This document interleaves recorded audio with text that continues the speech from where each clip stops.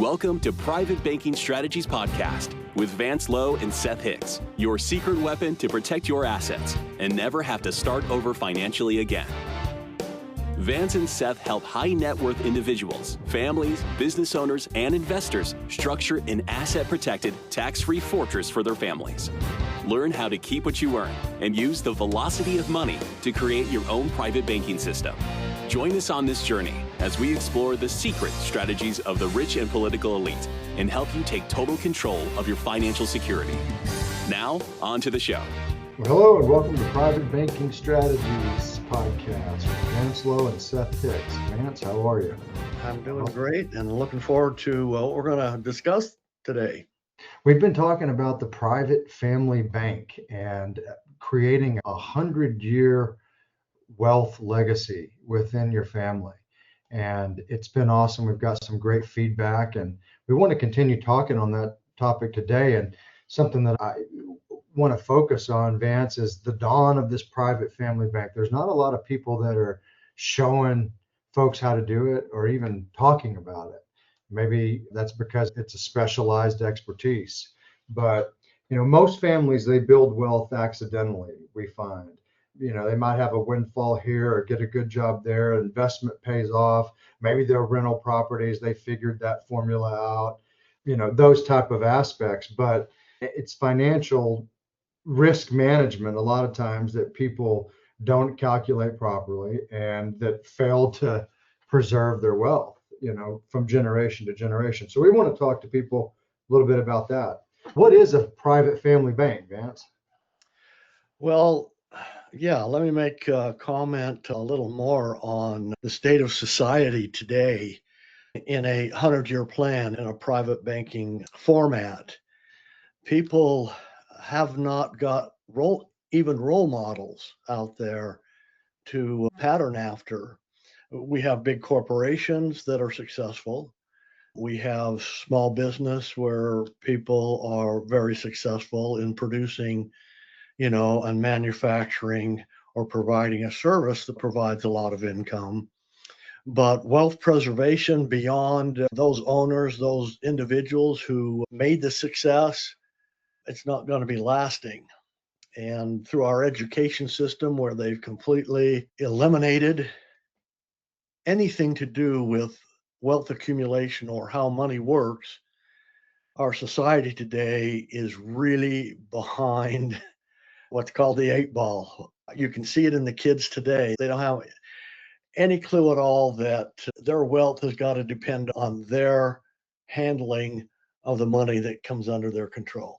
Private family banking can be a structure to teach the family, replace what was taken away out of American education about money, how money works, and how you set it up, and how you can compound this not only in your generation, but the generations to come.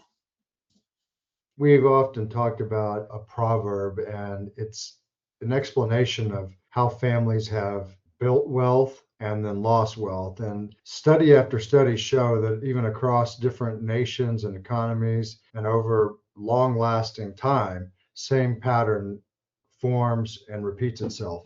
First generation builds, creates wealth, has success. The second generation, how to maintain that, sometimes maintain it, steward it somewhat well. Then the third generation, the grandchildren, inherit those things and they lose it. They didn't have to put in any sweat equity. They didn't pay any price. It was just handed to them many times and without a system. Now, contrary to generations which lose wealth over time, for those that are successful, they operate within a system. They operate within a structure, and they have lines on the road that show them how to drive forward, right?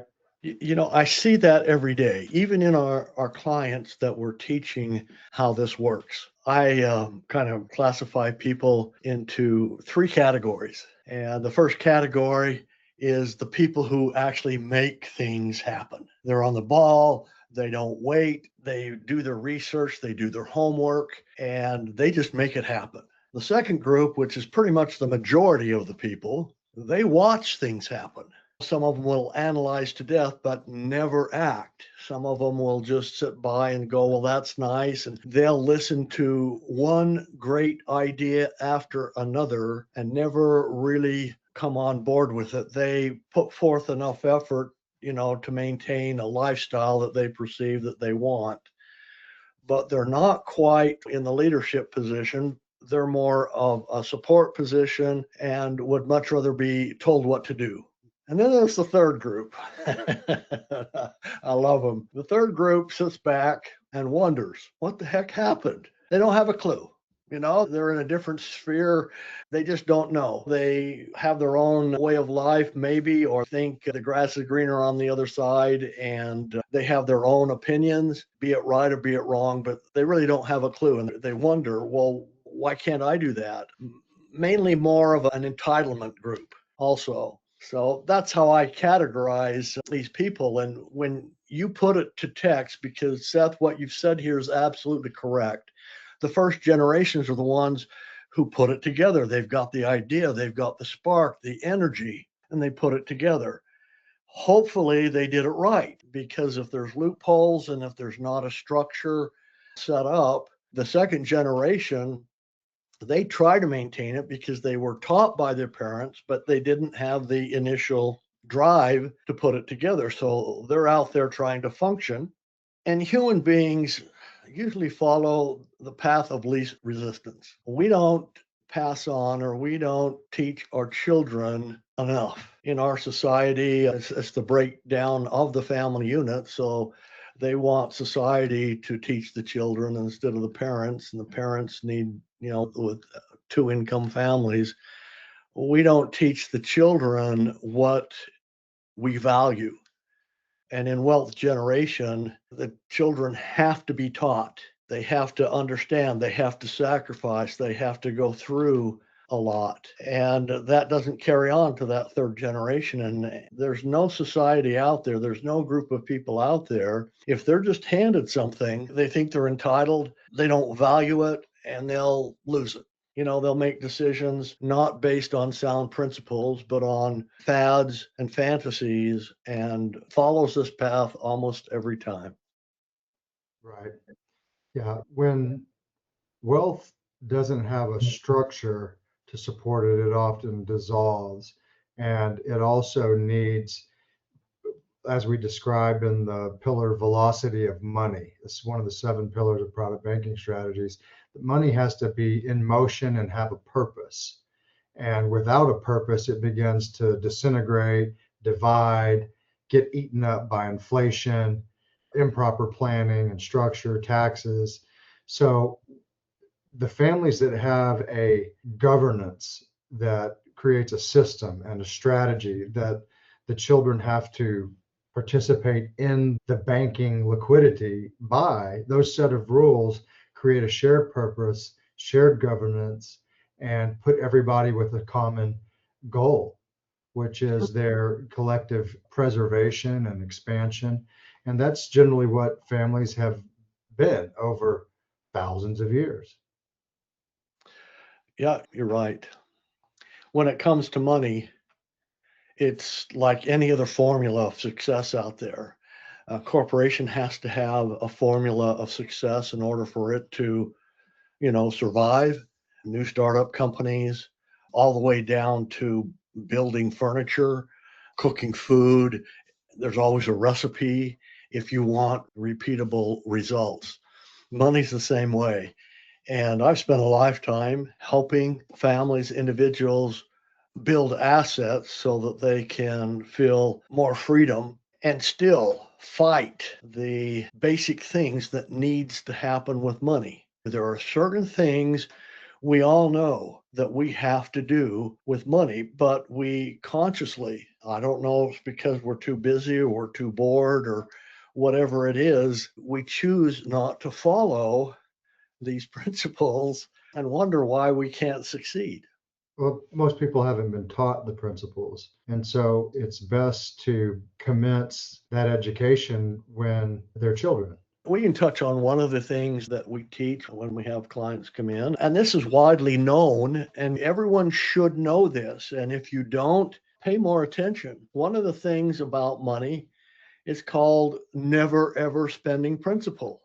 Well, what's principle? Well, it's the new money coming in under your control, the earned money, your paycheck, or whatever else. And so everybody gives up right there because everyone around them, everyone they know, everyone they trust and they believe in spends their money. But the banks don't spend money. Whenever a bank gets money, they put it to work, don't they? So we have living examples. We have the strategy right before us. To be successful, banks are the best there is in the business with compounding and the accumulation of money.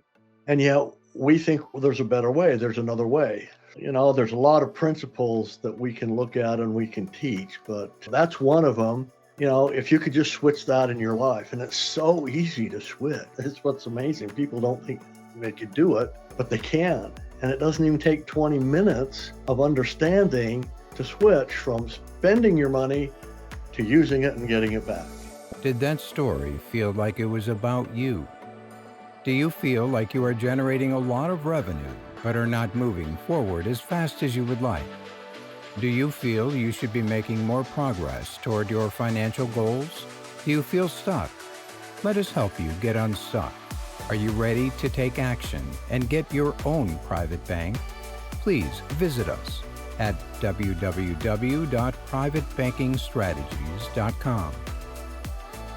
Where people may get hung up is they think, well, here I am in my situation. I just met you, Vance. I've never heard about private family banking. This sounds amazing. I make $5,000 a month and my bills are $4,900. How do I not spend principal today? And that's where people go, I don't understand. So what you're talking about is when someone has sufficient cash flow that they're not suffocating in debt necessarily. I mean, the application's a little bit differently in the sense that if someone's suffocating in debt, we go and purchase that debt and recapture the interest that was getting away from us. And so thereby we're recycling and getting multiple touches on the same dollar. But for someone to operate at never spend principal, that's like the black belt. Would you say that correctly, or? Yeah, it's a light bulb. It's something though that physically cannot be done unless set up, unless you've incorporated the way to do that at home. People feel like they've never been taught this. When you go home, all the rules don't apply. You get to lay back, go in the backyard, drink a beer, watch your favorite football team or whatever else, and you don't have to apply anything at home. When in fact, that's where it really begins. Your home should be actually run as a corporation, not a small business. It should have departments. It should have everything it needs to succeed. And that means it grows. It doesn't shrink. Every day, you're better off than you were the day before. Every month, you're better off than you were the month before. If you can't track that in your home with your take-home money, once it gets under your control, you're losing ground. And I've said this so many times because I've heard it so many times from other people. I didn't invent it. A perfect definition of insanity is going to work, working really hard, earning everybody else money along the way so you can get a paycheck. And that could be as high as 25 to 1, making from your efforts $25 for you to get paid $1 in the corporate scheme of things. This is after Uncle Sam takes their unfair share just to come home and spend it. And then you have to go back to work or earn it again and just keep on doing the same thing. That is why the average American gets more disgruntled as time goes on, because they don't see a way out. And there's a simple way out. There's an easy way out. We don't have to change our lifestyle. We don't have to do any of that if we follow and understand correct principles on how money works. So you're describing a system and a strategy. Thus, that's why we call the application of what we do private banking strategies. It's not a calculation, it's a strategy, it's a mindset. And the planning includes family governance and multi-policy architecture where there's intergenerational planning and you've got asset protection and tax-free compounding, understanding where to place death benefits, Yeah, that it's an understanding that every single dollar coming in your control is valuable. If we watch people go through their money, you would come up with the decision they hate money because the second they get it, they burn through it as fast as they can. But every dollar is valuable. Again, you look back in a bank, they account for every single dollar that comes into their bank. Even the bank overhead comes back to them because they understand the art of money. Money has to move, like you said at the beginning here. We have to keep money in motion and it has to come back to us so that we can reuse it over and over again while new money's coming in. That's the art and the secret of success with money. Right. And that's where we find the successful families operating and creating multi-generational wealth. So true. So people need an education system from what do I do first? How do I have to set things up? Well, the first thing we have to do is identify a problem, what the problem actually is. Just like a mechanic, just like a dentist, just like a doctor, you got to find out what the problem is before you can do the diagnosis, before you can set up a recovery or a repair or growth. It's not a So, one size fits all. no, It's a very case by case analysis. but it's easy to identify those problems. It's easy to set a system up so that you can start the circulation. People don't know that because they don't understand how much they think they know how money works, but they don't. And so the way they think, they're always making the wrong decisions because they're influenced by television, by banks, and everything else. That if this happens to you, you should do this with your money. It's Right. all wrong. It's not correct, but it's simple. You don't even have to risk money to get phenomenal results. I mean, traditional financing typically incorporates retirement accounts that are government bound, government regulated, government confiscated, perhaps, mutual funds, bonds, market based investments and equities. Also some folks who go, oh, just got a budget, just need to create a good family budget. I've got families that I know that don't have a budget. They've never worked off a budget, but they've implemented the principles that we're talking about, the strategies, and the budgets are meaningless to them effectively because they have a surplus. It's about putting their money to work in the right places. And then one of the biggest mindset flaws that I find in people thinking about life insurance that we use as a banking instrument is they go, well, insurance it's a cost. It's just money out of my pocket. Whereas that's entirely wrong. It's an asset. And in fact, it's one of the best assets on the planet because of the way that the law applies to it. What people don't understand is that these contracts with these insurance carriers, and many insurance carriers came into existence, New York Life, Metropolitan, Prudential, Northwest Mutual, all came into existence to provide the banking equation for the family. And the nation rose to becoming the most powerful nation without any of the banks we know out there today. Lloyd's of London was here. That was about it. And folks, we think we know something. We listen to our mentors. Our mentors say, pay cash for everything, double up on payments, do this, do that. It can't be more than, it's exactly 180 degrees wrong. We think all we end up doing is taking our principal, applying it to debt that we're not going to get back. We take it out of production and wonder why we can't get ahead. Well, paying off debt is not getting ahead because that debt's going to be replaced because everything wears out. Folks, you need to realize this. There's a better way, and we have to stop.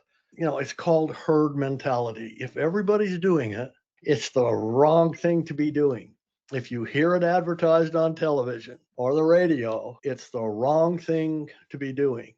Look 180 degrees, turn completely around and look at the opposite of what you think you should do. And you're probably going to be much closer at doing the right things. And that's why these traditional financial planning typically fall short. Sometimes when it's too late, people are in already sunset years, their age of retirement, and they're realizing don't have enough money to make it through retirement. I'm outliving normal expectations or whatever the case may be. And by then it's too late. But if you begin to focus on the things we're emphasizing now, you won't get caught like that. Folks, this is maybe a novel concept to some of you guys. Maybe it's something you've never heard about. And if you want to learn more about what we're describing and how private banking strategies can work for you, go to our website at privatebankingstrategies.com, and there you'll be offered a pop-up for your name and email. You can have a book that Vance and I authored called What the Banks Don't Want You to Know. And that book begins to isolate and identify certain things that you may or may not have ever been informed about. The value of compounding interest, how banks operate, and various other things that will get you to think. And that's what we're trying to do. If our podcast and our book resonates with you, schedule an exploratory call with Vance. You'll get a link to his calendar through our email to you. And we hope that you've enjoyed the podcast and look forward to hearing from you again. Vance, any closing remarks? I'm just excited to bring this information out, and I encourage everyone, take a little more time, invest a little bit of your time and really understand and learn how money works. You'll be much better off. Thanks, guys. Did that story feel like it was about you? Do you feel you should be making more progress toward your financial goals? Do you feel stuck? Let us help you get unstuck. Are you ready to take action and get your own private bank? Please visit us at www.privatebankingstrategies.com. Thank you for listening to the Private Banking Strategies Podcast. Click the subscribe button below to be notified when new episodes become available.